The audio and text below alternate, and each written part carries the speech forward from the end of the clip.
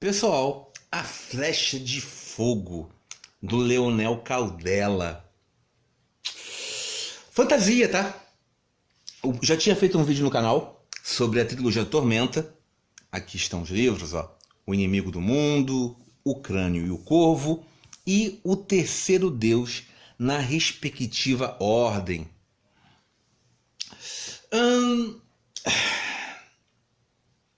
A trilogia Tormenta acaba sendo superior do que a Flecha de Fogo.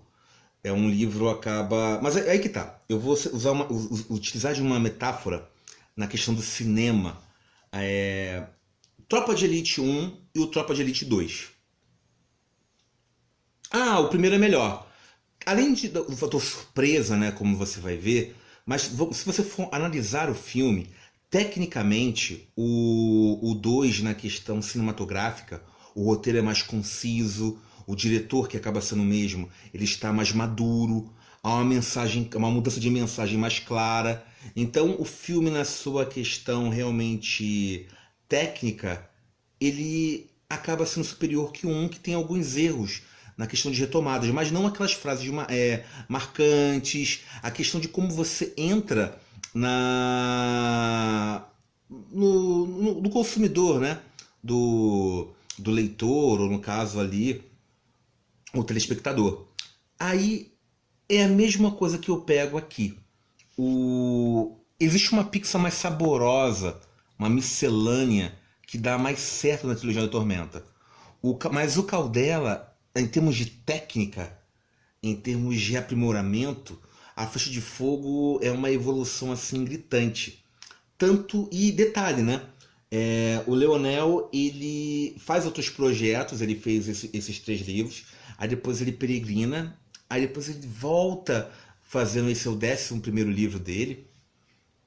E ele é um escritor fazendo no universo da Tormenta, e ele é um escritor diferente em outros trabalhos.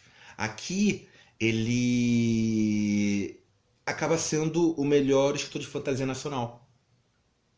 E eu repito, no universo da Tormenta ele é diferenciado, tá? Ele é bom, tá? Mas ele se sente mais leve. E leve é uma palavra que utiliza porque o estilo dele são mais de 700 páginas e você vai atravessando, você vai ler isso aqui em menos de uma semana, tá? Isso é muito difícil de se fazer, de um dos melhores. Então, se fosse para um cenário, olha que eu vou babar bastante o ovo, né? Fazendo em termos desse elogio, mas dentre o abismo dos escritores de fantasia para o George Martin, o Leonel, ele acaba sendo o mais próximo, tá? No nível nacional, e um dos mais próximos em nível mundial. Para realmente pingar em termos do tom crítico, nem o George R. Martin ele consegue igualar o George R. Martin. Eu explico. As Crônicas de Gelo e Fogo é a obra-prima dele. Mas quando ele vai fazendo outros trabalhos, ou você vai analisar os trabalhos anteriores, de ficção científica, ou até os spin-offs envolvendo as crônicas, são num nível assim muito aquém. É mais mediano do que o trabalho excepcional que ele fez nas Crônicas de Gelo e Fogo. E o Caldela, a mesma coisa. Quando você vai analisar os trabalhos dele fora da Tormenta, ele não... Ele está lá, mas não consegue entrar tão bem. Talvez ele indo com o desenvolvimento de um cenário já criado, ele já faz mais, ou o próprio universo da Tormenta se mostra a sua grande força, que é um cenário muito um cenário muito bom, né? Então as coisas ficam mais fáceis. Mas ele faz aqui um trabalho assim tecnicamente muito perfeito. Muito perfeito. Só que tem assim, existem alguns, não é errinhos, mas erros de escolha. O Corbin, que é o personagem, entre aspas, principal, eu vou colocar como personagem narrador, ele não é um personagem carismático, tá? Não carismático a ponto de você não ler a leitura, você passar. A intenção também é essa, ele serve como uma escada. Ele é o narrador, mas ele não é o personagem principal. Ele é um grande coadjuvante que só está sendo o principal porque o leitor está de olho nele. E por que é feito isso? É feito isso para os coadjuvantes aparecerem, para descrever para a sociedade, A Flecha de Fogo se trata de uma profecia, mas também é colocado um personagem que isso é tão utilizado que chega a ser assim, é uma muleta, né? Vamos colocar alguém que não sabe de nada, assim como o próprio leitor não sabe de nada, para acompanhar o personagem e ele vai galgando experiências do mundo conforme o leitor também vai acompanhando com ele.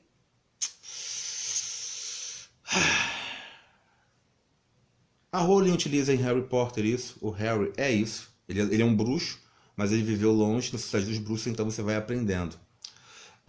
O Frodo também, lá no Senhor dos Anéis, é quase uma coisa tão clichê quanto a jornada do herói. E às vezes essas coisas, às vezes não, né? Uma grande parte as coisas se misturam. O herói lá, ele também não sabe de nada, ele vai evoluindo e você vai galgando com ele pouco a pouco.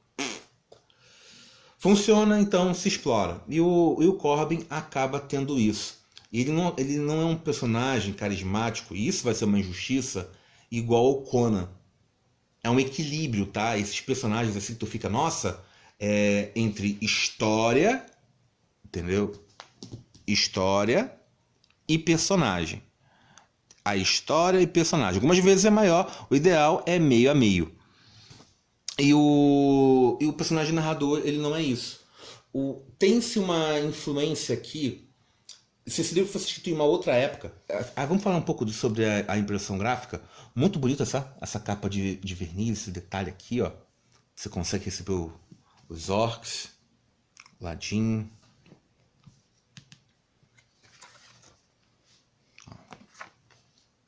Essa imagem que foi utilizada interna, ela é aproveitada. Muito bonitinho. Tem os mapas. Aqui, ó, na questão gráfica, pecou nessas primeiras páginas. Tá vendo? A Flecha de Fogo, ela vai aparecer com essas letras maiores. Mal dá para você enxergar. Vê?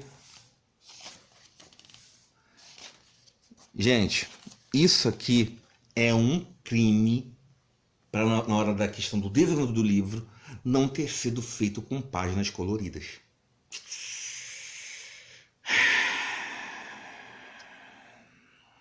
É porque aumenta os custos, entende? Já é um livro realmente caro, pode não parecer, mas essas poucas páginas quando você faz, você realmente eleva. Já é um livro assim um pouquinho caro, mas acompanha pelos valores. Acho que é R$70, eu comprei até em termos da promoção, mas está compatível com o preço dos livros, tá? Mas o que acontece? Esse tinha que ser em colorido, para você acompanhar os efeitos da diagramação, como ele foi concebido. Tem erros ortográficos, não na questão do... Eu só notei um errinho, mas tem palavras que são... frases, na verdade, que são colocadas juntas. Isso se repete várias e várias vezes. Eu não vou conseguir achar aqui que eu não separei. Separei texto para leitura, mas não separei os erros. São frases assim, ó, que eles não pulam. Ó. Exemplo, tá aqui, ó, a Mandoada, aí fica tudo junto. Eu até a primeira vez que eu li, eu pensei que fosse um personagem falando muito rápido. É um recurso utilizado. Aí eu falei, acho que foi isso. Só que não ficou... Aí na segunda vez eu falei, não ficou compatível, ele não está com pensamento rápido. Aí eu falei, isso é erro. Isso vai se... Isso você vai repetir em várias frases. Ou seja, um errinho. Uma outra edição, uma segunda ou uma terceira edição vai ter que dar uma corrigida nisso, tá? Para quem fez, fica aí a nota. O auge aqui, na questão assim, para mim, é a síndrome de Estocolmo, como ela foi desenvolvida, tanto no personagem narrador, quanto em uma das personagens que você já conhecia a longa data, para quem acompanha o cenário de Tormenta, que é a princesa Tânia. O que... Gente, é que vai ficar muito longo o vídeo. Para quem não conhece a Tormenta foi um cenário criado para o RPG nacional, tá? Lá na Dragão Brasil. E um dos criadores dela, para mim, é o Marcelo Cassaro, e também tem o J.M. Trevisan. O Trevisan, ele é bom, tá? Só que ele não tem assim o talento narrativo pro Caldela. Ele pode fazer contos, acho que no máximo, forçando assim, mas ele não. Ele é muito bom assim, em editor, em termos de dicas, ele vai dar um pinaco. Ah, mas ele escreve alguns roteiros. Na minha opinião, ele não tem o gênio criativo do Caldela, tanto que se tivesse, ele mesmo fazia. Ó. Mas ele sabe reconhecer sim a coisa boa e ele fez o Thor Aronfist, que é esse personagem que aparece aqui nessa sociedade goblinoide. Ele é um imperador, ele pega-se uma influência muito grande de Gengis Khan. E são dois pontos incômodos para mim. Pegou tanto elementos do Gengis Khan para fazer essa descrição em termos do cinza, na questão dos filhos, essa influência que até mesmo Marco Polo, a série televisiva mostrou isso, já foi até cancelada, que quando você vai fazendo comparação, você fica, ei, uma coisa é se inspirar, outra coisa é o que você está fazendo. Foi muito ao lado do Gengis Khan do que o próprio Thor Aronfist que já estava feito. Você pode preencher que tinha uma lacuna imensa, mas você voltou mais para os elementos de Gengis Khan. Tá bom? E no outro foi... O que acontece? Tem influências do Warcraft. Se esse livro fosse escrito em uma outra época, anos antes, ele não seria feito dessa forma. Para bem ou para o mal. Tá? Então, essa pequena influência do Warcraft me incomoda. A Tormenta, ela acaba, por mais que ela seja uma miscelânea, né, de pegar elementos daqui para cá, é um grande mosaico, só que como você completa, é um mosaico bem único. Assim como todos acabam sendo, mas é uma coisa bem abrasileirada. E você voltar à narrativa, tender a alcançar o Warcraft, você pode até pegar um público consumidor, mas você perde a individualidade. Tá bom? Então eu notei essas escolhas do autor. Há umas mudanças, ele não é tão nacionalista assim. Só uma vez que ele brinca com uma palavra, que ele coloca, é bastante, vai narrar uma construção Goblin, é uma bastante azeitada. Uma brincadeirinha, entendeu? Mas é uma brincadeirinha, acaba sendo até mesmo regional, tá? Regional na questão da região em termos do Brasil. E enquanto ele era muito mais regional na trilogia da Tormenta, que tem elementos do sul. Mas voltando aqui, um grande acerto é como a síndrome de Estocolmo é narrada. Tanto na princesa Tânia, que era a elfa, que esse cenário de Tormenta ele tem uma diferenciação que do status quo dos elfos, eles não são tão perfeitos, eles são naquela sociedade. Não, aquela sociedade caiu pelos adversários goblinoides. E uma das coisas que ajudaram essa queda é que a princesa foi sequestrada, formou-se uma aliança organizada para o combate. O próprio Thor Aronfist ele sequestra a Tânia e ele dá lá dos Hobgoblins, ele é um Bugbear, não sei se pronuncia assim, Bugbear, pronto. Aí ele consegue se dar esse presente e ele ganha essa força política. Aí o que você pensa? Essa princesa ela vai ser uma personagem trágica, não é? Vai ficar chorando como uma prisioneira. E ela acaba mudando, ela teve muita dor. E essa dor não é narrada. Aí uma outra evolução. O Caldela anterior, ele mostraria o que teve a violência. E a violência aqui, ela acaba sendo apenas contada no ponto certo para não atrapalhar a narrativa. Erros e acertos. Seria interessante. Às vezes você tem que mostrar aquela faca e você rodar. Outras você só imaginar. No caso, a princesa Tânia, ela é muito mais interessante do que o Corbin. O drama dela. Ela falou que sofreu.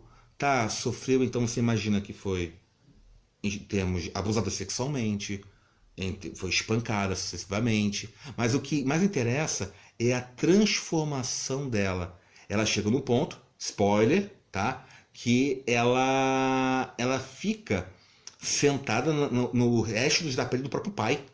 Existe um trono de peles e ela não se importa. Ela considera que os elfos têm que morrer. E a síndrome de Estocolmo ela é muito complicada de se lidar, né? Primeiro porque, vamos dizer por que ela ocorre, tá? Ela ocorre porque você está sendo abusado tão forte psicologicamente por esse trauma que você acaba tentando criar uma forma de combater psicologicamente essa ameaça. Ela não é tão grave assim. Então você vai pegando elementos do seu captor, ou de quem está abusando de você, e você maximiza as pequenas ações que deveriam ser, entre aspas, boas. É interessante você lembrar que essa síndrome ela foi analisada lá durante um sequestro, foi na Suécia, onde um sequestrador invadiu um banco e ele exigiu lá de um prisioneiro 7 coisas e acabou ficando, se não me engano, 3 pessoas. E o que eles... Aí ele vai fazendo uma série de exigências, ele atira, maltrata, ficam jogando cartas, mas no final essas 3 pessoas, queriam ser levadas com ela, só saíram quando garantiram a segurança desses 2, e esse fenômeno psicológico é tão assim grave que você nem nota que todas essas ameaças, seus problemas, estão sendo feitos pelo outro. E essa síndrome na questão psicológica também acontece com mulheres que são agredidas em casa, também há elementos da síndrome de Estocolmo, tá? Um casamento realmente abusivo, a mulher que é espancada continuamente, há problemas, ela também tem alguns elementos em comum. Os pequenos favores, eles são maximizados. E é justamente o que acontece com a princesa Tânia. Então, há uma profundidade. Ela chega e... não, eu tenho que fazer, eu morro por ele, eu defendo, eu sou uma goblinoide. Ela até troca de nome. Esse era o nome de inimigo. Então imagina, você é um bando de herói, né? Aquela coisa bem clichê de D&D, coloca lá um paladino, um ladino, aí vai resgatar a princesa, aí você quando chega lá tem essa mudança, a pessoa até te mata. Não sei de quem foi a ideia, não sei se foi do Marcelo Cassaro, não sei se foi do Caldela ou do Trevisan, mas foi genial essa parte, tá? Uma bela surpresa. E o personagem principal também tem isso. Então, na questão dos escravos. Outro ponto na questão de narrativa, e isso o Caldela já tinha utilizado antes. Existem os humanos, mas quando ele vai descrever machos e fêmeas, ele escolhe o termo homens e mulheres. Isso é para aproximar, tá? O orc, ele é um homem. Pô, homem remete a humano, quando você vai em termos na origem da palavra.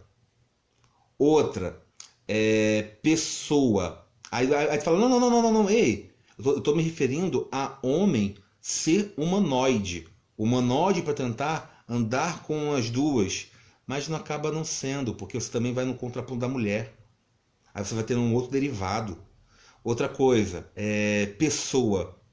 Pessoa, pessoal. Aí esse termo, quando você vai tirar as pessoas, e não para os humanos aqui, mas na questão em termos da fantasia ou da própria regra. Eu entendi a questão dessa escolha, mas não aceitei, tá? Entendi na questão da proximidade, você quer mostrar a identidade e até mesmo você colocando elementos humanos na narrativa. Tem alguns clichês que são utilizados na questão da filha, aquela cena sentimental para você adornar. Isso vai passar pela maioria, mas você está apontando no ponto certo, tá? Mas eu não gosto de ser tão assim regrado, tá? É uma cartilha, né? Ó, você tem que fazer isso, isso, isso e isso. Aí tu fica, pô. Mas é livre, a literatura é livre. E quando você segue uma coisa tão repetida, acaba sendo incômodo. Há vários clichês utilizados aqui ao longo da narrativa para você ter essa sensibilidade com o leitor. Sim, vai funcionar, tá? Mas foi assim, utilizado, foi bem pincelado, só que realmente me incomoda essa pincelagem. Às vezes uma obra só por obra, mas isso que é a maravilha das coisas, tá? A interpretação da leitura, ela varia de leitor para leitor. Aí você tem que. Eu tô mandando a minha interpretação, falando aqui, tá? E às vezes você pode notar, não, falei, eu gostei. E realmente é um livro assim muito acima da média da fantasia nacional, tá? Agora como mundial, ele se iguala a muitos outros livros. Eu babei o ovo do Letras da Tormenta, ainda continuo babando, e A Flecha de Fogo é um livro bem escrito, tá bom? O Caldela, ele evoluiu, e tomara que evolua ainda mais, mas é um livro que não é excepcional, tá bom? Ele vai narrar Livros da Tormenta, o pessoal que é fã em termos do cenário, eu sou, e inclusive tem algumas falhas aqui na questão de... O que acontece? Faltou mencionar duas coisas. Primeira, lá das antigas, existiu um quadrinho chamado Victória. Quem sabe ou quem lembra disso? Tinha capas bonitas, mas uma descrição é que existia uma meia-elfa e também a previsão. Caldela nem menciona, e até porque é um quadrinho que ele mereceu ser esquecido porque não é um grande, tá? Tem algumas capas bonitas, principalmente lá o número 2. Tem uma ameaça, uma influência do Lovecraft, do HP Lovecraft, que enfrentou um monstro gigante, a descrição é muito legal, só que é um quadrinho muito regular, tá? Ele não é uma obra que você fica te remete ao saudosismo, mas esses elementos você tem que definir se ele pertence ao cenário ou não, tá? E nem foi considerado tanto assim, apesar de muitos elfos com cabelos vermelhos serem utilizados. E o próprio Paladino, seu filho do Paladino ou do Calmeiro, que seja, isso foi sublinhado. Ou seja, acabou sendo uma linha alternativa, um fio, uma das histórias desse mundo que foi completamente apagado. Erro pequeno, não influencia, mas para quem acompanhava, tu fica, tu nem menciona. Outra, não menciona de forma alguma o universo o que aconteceu em Tormenta. Tá, o ponto de vista do personagem, que o personagem narrador, né? Ele podia não ter esse conhecimento. E existem alguns apetrechos narrativos que do tipo, ela como encontra a Marix, ela tem a perda, uma perda fenomenal, assim, no sofrimento, e ela tá lutando com o Corbin, e... Corbin, conte a sua história. Então, a história é muito interessante, só que o momento é aplicado errado. É uma forçadinha que o autor dá. Aquela forçadinha, não é uma grande forçada não, mas é uma forçadinha. E algumas vezes você tem que dar uma forçadinha, um lembrete, pequenos tesouros largados, para você sentir que isso pertence ao mesmo cenário. E faltou um calendário temporal. É óbvio que a Flecha de Fogo se passa a anos à frente, 50, 30, porque o rei imperador já dissolveu, ele passou para a rainha imperatriz, que está desaparecida, os Minotauros já tomaram, o Panteão também tem, e é muito mais coisas narradas ao norte, todos esses fatores, porque está contando a ameaça ao sul. Mas foi uma ameaça muito grande do cenário da Tormenta. Foi um nível mundial e afetou todos. Tem os níveis de mapa afetados, mas afetou todos, que uma ameaça que iria colocar todo um fim. Os deuses foram afetados e nem sequer mencionado. É como você não... mas a narrativa às vezes não importa em termos de um conflito, uma grande escala. Tá, mas se você entra em uma guerra agora, você vai mencionar as guerras que você lutaram anteriormente. Ou o que aconteceu. Eu vi pelo menos. A Segunda Guerra Mundial é mencionada. Cada vezes que você tem. O Vietnã também. Quando os Estados Unidos invadem o Iraque, o que ele remete? Não, teve o Vietnã. Você não se esquece dessas marcas de guerra. Eu não sei porque ele não escolheu fazer isso. Talvez centralizar demais e para tentar se desvincular o máximo possível do trabalho da Trilogia Tormenta. O que eu acho assim errado. Tá bom? Mas a narrativa é muito concisa. Eu separei aqui 2 trechinhos para mostrar. Acho que eu só vou ler um, para o vídeo não ficar longo demais. E sobre a própria sociedade goblinoide, tem elementos aqui que são muito bem mergulhados sobre os personagens. O Corbin, ele é um cientista e também ele é um clérigo. E ele é um observador das estrelas. Isso vai ser importantíssimo para ele desvendar, aí o spoiler, né? A flecha de fogo. Ele é um clérigo de Tiamat, e o deus da ressurreição das profecias, e a cidade dele acaba sendo queimada por um fogo negro. E vai ter uma manipulação de deuses aqui. Eu até tenho um ponto crítico, porque. Mas aí eu vou acabar soltando spoilers, né? Não vou soltar em termos do vídeo sobre a resolução, porque eu quero que vocês realmente tenham essa experiência. Talvez isso atrapalhe o seu avanço. É um livro que vale a pena ser lido pelos fãs em termos da Tormenta. Se tivesse que. Pela facilidade narrativa para vocês entrarem nesse cenário,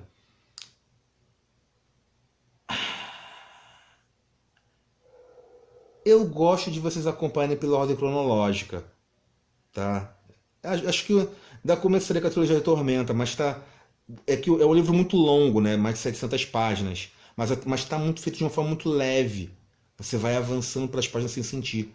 As 100 páginas. Isso mostra o quanto esse autor ele evoluiu. Por mais que existam outros mais badalados, o Rafael Dracon, o Eduardo Spohr, eu considero o Caldela ele melhor do que os outros dois. Tá bom?